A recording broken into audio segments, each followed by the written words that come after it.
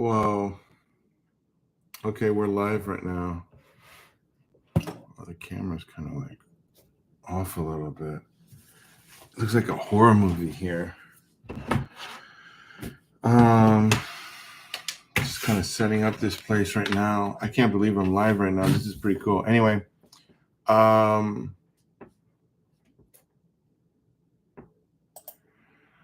so yeah, I'm just gonna go talk about some movies. I hope you guys can hear me. If anyone is out there, this is like those radios, CQ radio. What do you call that? Like for the truckers and stuff. I forgot what you call it. CB radios. Yeah, I remember that. They had that a lot in movies. And 1997's Contact. Jenna Malone, Jodie Foster's younger self in the movie. She was on a CB radio constantly trying to reach people. And I guess that's what I'm trying to do too here, is like trying to reach people.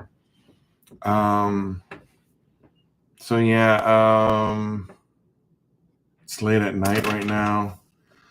And this is kind of apropos, as they say. I'm just like getting rid of all this stuff right here. I don't know what that is. Wow, this is really cool. This is so cool.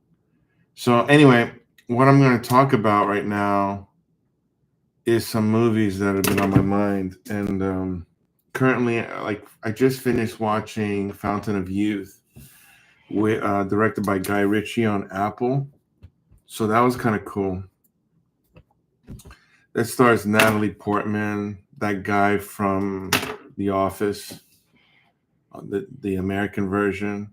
And I have to admit, this, Guy Ritchie made like 3 good movies. I think I got like 3 good movies on his list, and this is definitely a good one.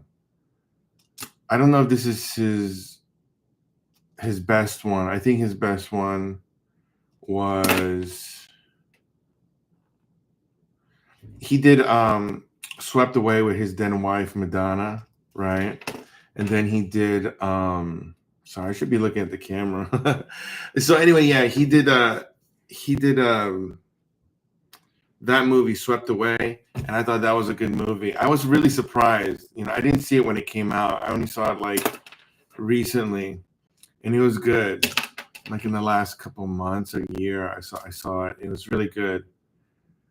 And Madonna gets a bad rap. She was actually in a couple good movies. She was in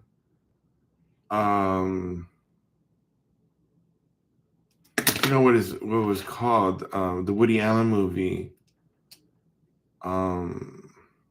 Fog something. I forgot Fog. She had a small role in that, almost like a cameo, but it was good. Then she had A League of Their Own in 1992, I think, around that time. And then she had Shanghai Surprise with Sean Penn in the 80s. And then she has Swept Away.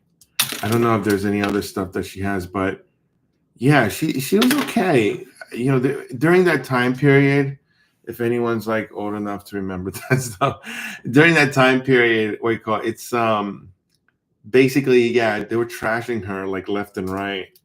They're saying that she can't act. And, I thought she was great. She was really, really great. And not great, I'm sorry. She's not great, but she was pretty good. Like, when you see her in other movies that don't work, she's kind of like those kind of actors. I'm just guessing because I'm just getting to know the arts, but it seems like she's one of those actors that need a good script or good atmosphere, a good director and a good story that fits her. So yeah, I bet she did TV too, by the way. She looks like she may have done television. She was good in SNL. See, she did a good skit with SNL with Duran is neither a Duran nor Duran. You remember that? Anyone remember that? Okay. So anyway, yeah, I would go. So other movies I was watching, there was this horror movie from I think 2012. I'll try not to like go on the internet like all this stuff. I like try not to do that because I always get annoyed with people like that. I just try to talk to anyone who's like listening. Basically, yeah, that movie has been on my mind because it was a really it was like I don't even know how to describe it. I would say like it's one of those movies with a good poster. Like that's what happened to me like when I was growing up in the 80s. And they would have these like they would have these cool posters, right? And it always made you wonder what was inside the box. And so this was kind of a cool poster. It said ATM. It showed an ATM in the background and this huge figure of a guy in a park, and you couldn't see his face. And that was a real throwback for me, and it made me interested in that type of movie. And I remember trashing it when it came out. I mean, it obviously looked bad. It starred that kid from that Nickelodeon show. I'm not really Josh and Peck, I think. I'm not very familiar. People kept on talking about that show. And then the other guy is kind of like a character actor. There's kind of a lot of those guys walking around. They're like in indie movies, and then they're in big movies, and they never really like kind of take off. They're like, you know, he was in Jarhead. I don't know if you remember that. He was the guy wearing the glasses, and Jake Gyllenhaal looked like he was going to shoot him in the tent. And the girl, I forgot her name. Keep on forgetting her name. She had her moment. She had a moment too. She was like kind of a little bit everywhere. She was in like Crossing the Border or something with Harrison Ford and Ray Liotta, but it was like a straight to DVD movie. And then she was in Star Trek, and then she had like, you know, She's Out of My League, or these kind of movies where she was like playing the hot chick or something like that. Whereas more like a physical acting, right? And I thought to myself, like, oh, that's kind of cool. But this movie kind of captures that. Like, it doesn't feel like they're a bunch of character actors acting per se. It feels like people are just filling the roles.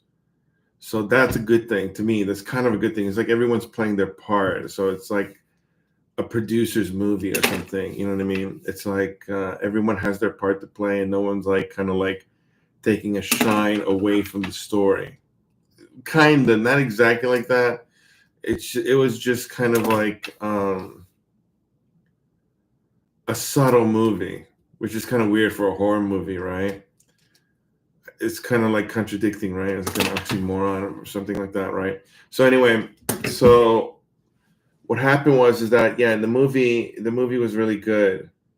The movie was really good, and I'm gonna watch it again. It's so dated in a way.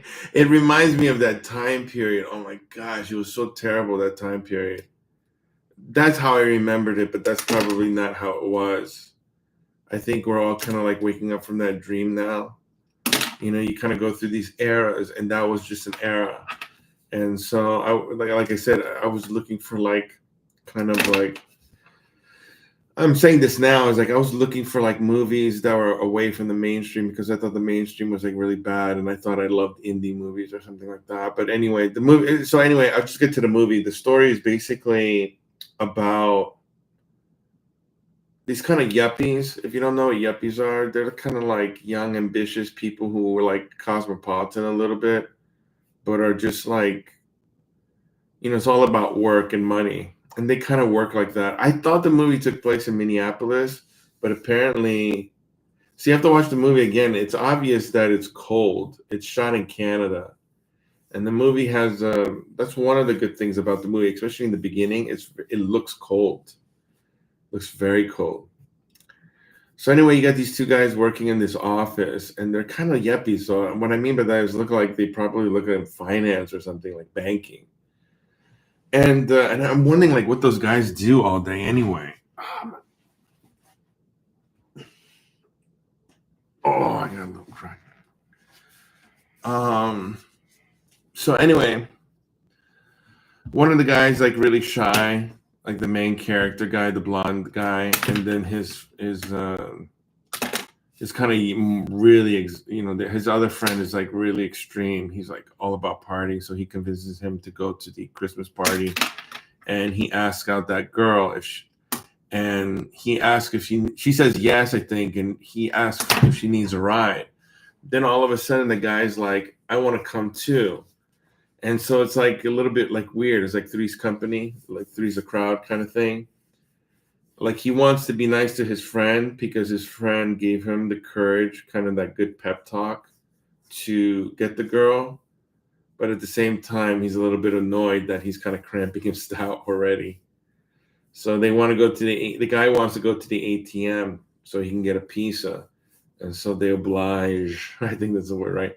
And so they go over there and they give the pizza.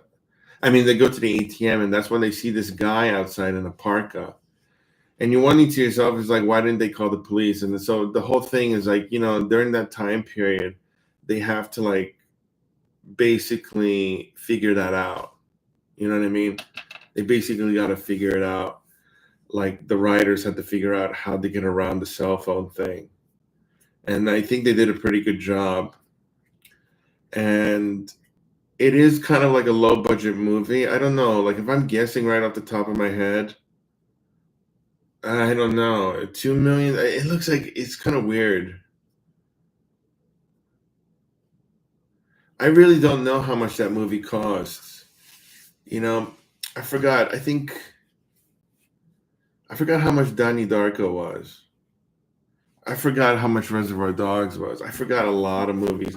The only one I can remember is Robert Rodriguez's El Mariachi, and this is a little bit more. He made that for 25,000. So I can't imagine this movie. If I was a producer, oh, I don't know, 1 million. That's my guess. I mean, it looks like they have a decent crew. You know what I mean? They got a good poster. They got good actors.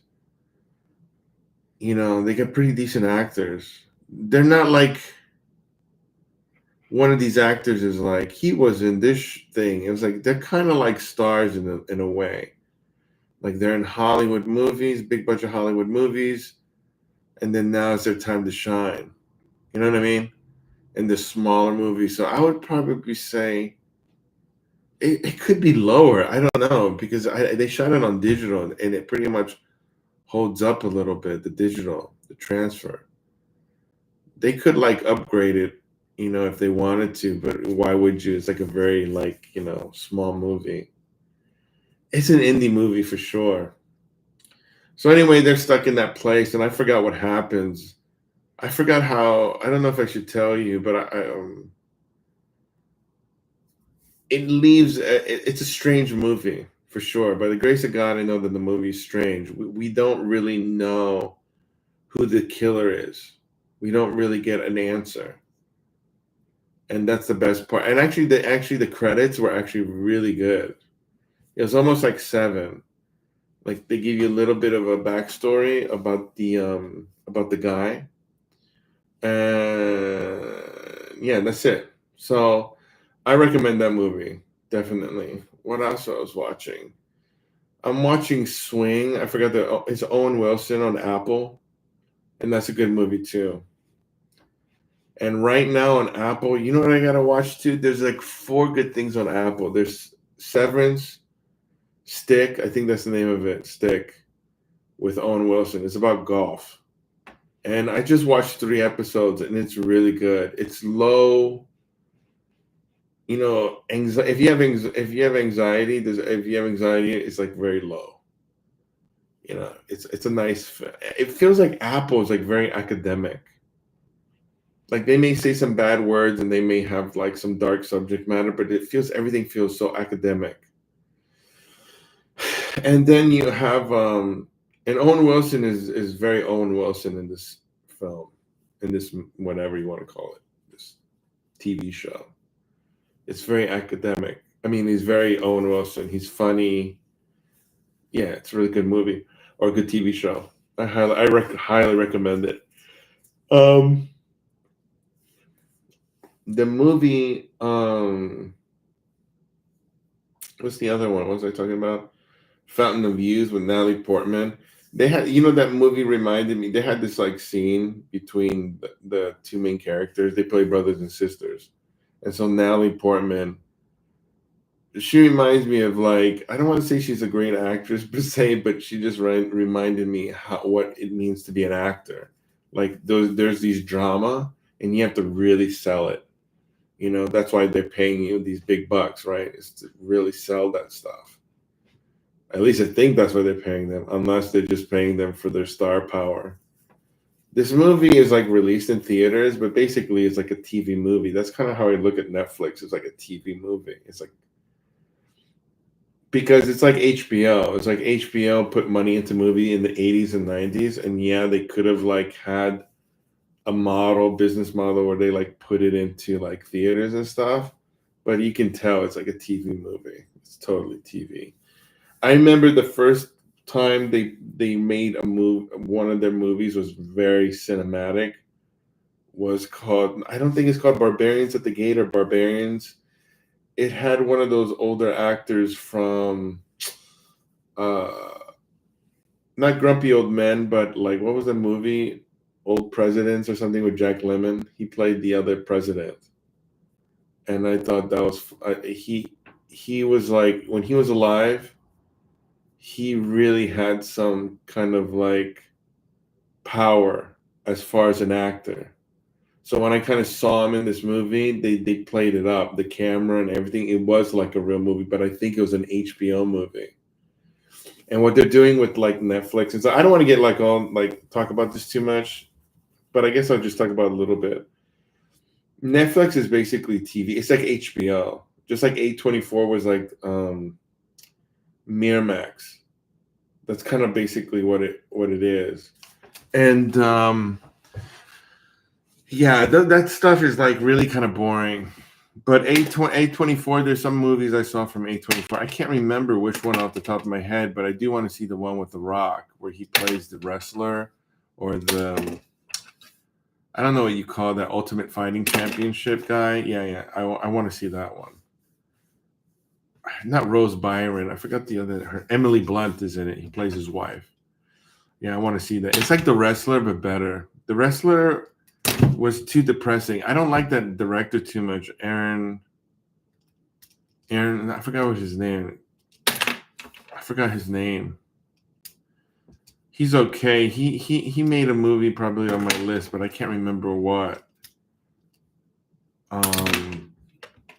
He did The Fountain. He did Pie, Mother. He did that movie with the Marlon Wayans and Jared Leto. What was the name of that movie? I can't remember the movie. It's like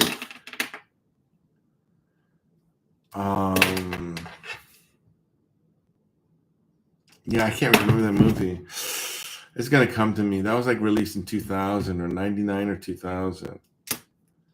What else was he made? I can't remember. He got a new movie out right now with the guy who played Elvis. He's in there, and I think Zoe Kravitz is in there. He did The Wrestler. He did The Whale. I'm trying to think of other movies that he did.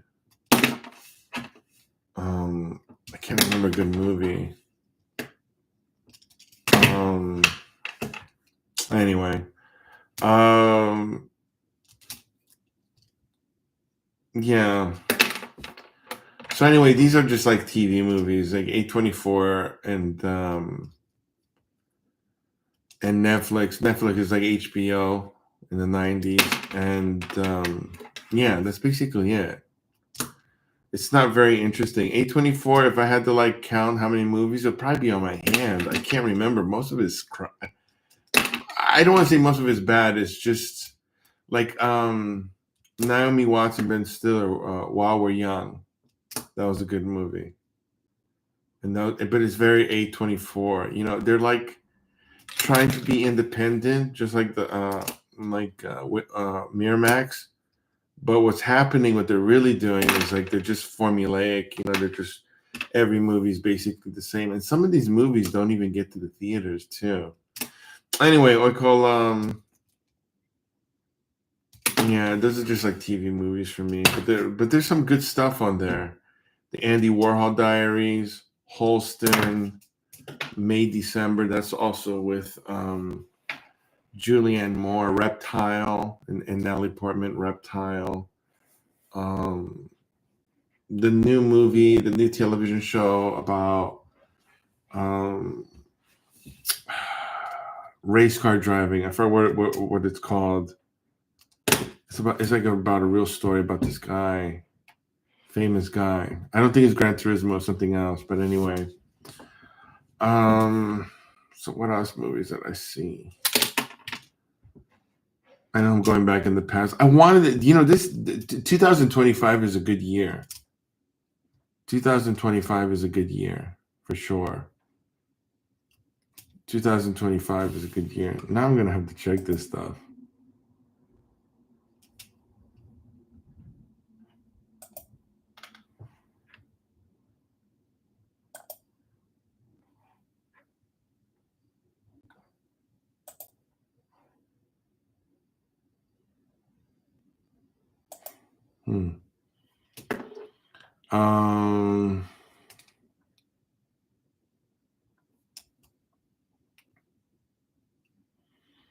I guess I'll wrap it up right now. This is like 20 minutes talking. I don't know. What else can I say that's kind of like interesting or been on my mind? I'll talk about music. I forgot Heartworms or something. There's a new girl. Oh, 2025 is a good year. 2025 is a good year. It's like a real interesting time right now for entertainment. At least for me, I'm enjoying it. I'm enjoying it right now. I got like 2 albums right now. Will Smith's. I know everyone's laughing at him, but it's really a good album. Will Smith's, based on a true story, and then this album by this band. There's a UK singer called Heartworms or something like that, and that's a good album too. What's a single?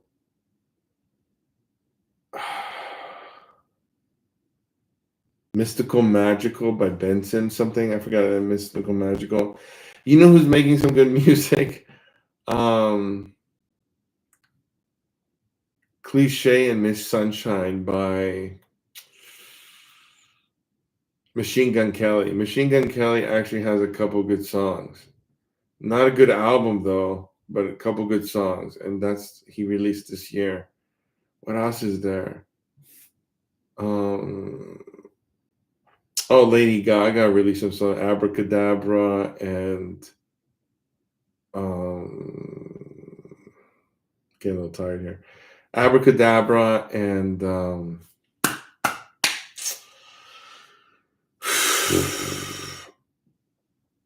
Model Celebrity.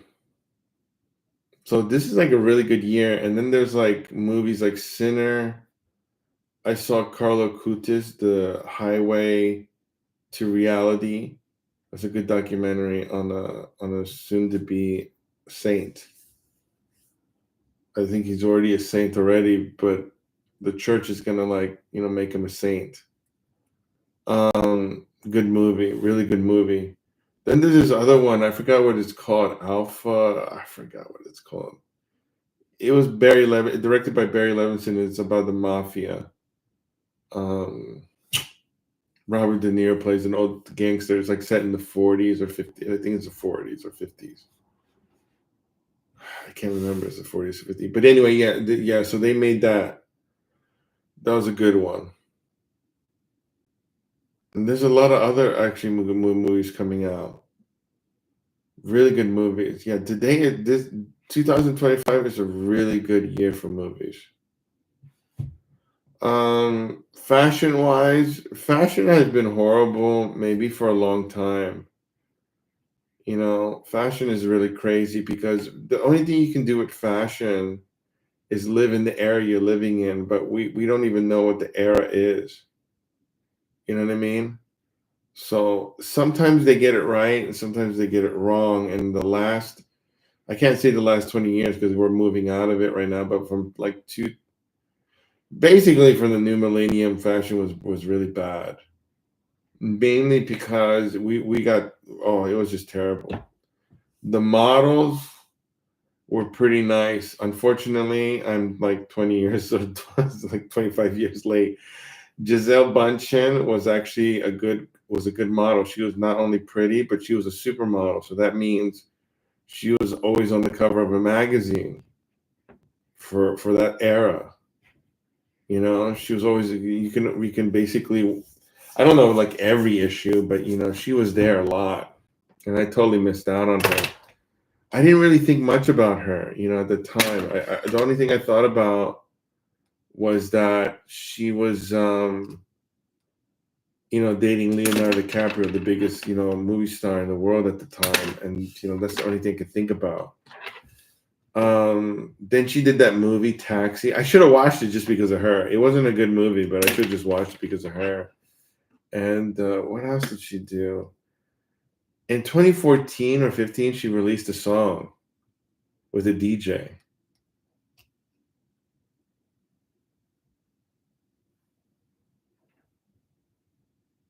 Yeah, it was really good. It was good. Yeah, and then she did that little cameo in Devil's Wears Prada. Yeah, definitely. So there's a lot of pretty models at that time. I just didn't really like right off the bat. I could say Leah Cabetti, Cynthia Dicker. Who else in the early part? Leah Cabetti, Cynthia Dicker, um, Fernanda Tavares. I think there's another Brazilian girl, and Ali Michael. Who else? Isabelle Fontana. A lot of Brazilian girls. Anyone? And yeah, that was like in the first part. Yeah, there was a lot. There was a lot. Unfortunately, those girls weren't really in those magazines a lot. Unfortunately, I can't. they were, but like you know, it's a weird thing. What I learned about the modeling thing is that basically they're fighting to get into American Vogue. I think that's what's going on because American Vogue is a big thing. And then if you don't really make it in American Vogue, you make it into the like you know European or other country Vogues, right?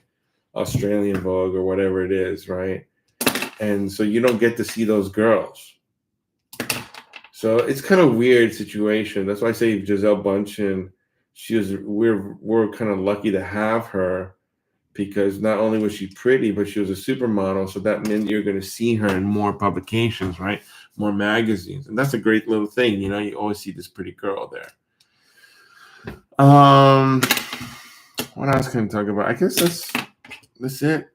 This is my first live stream.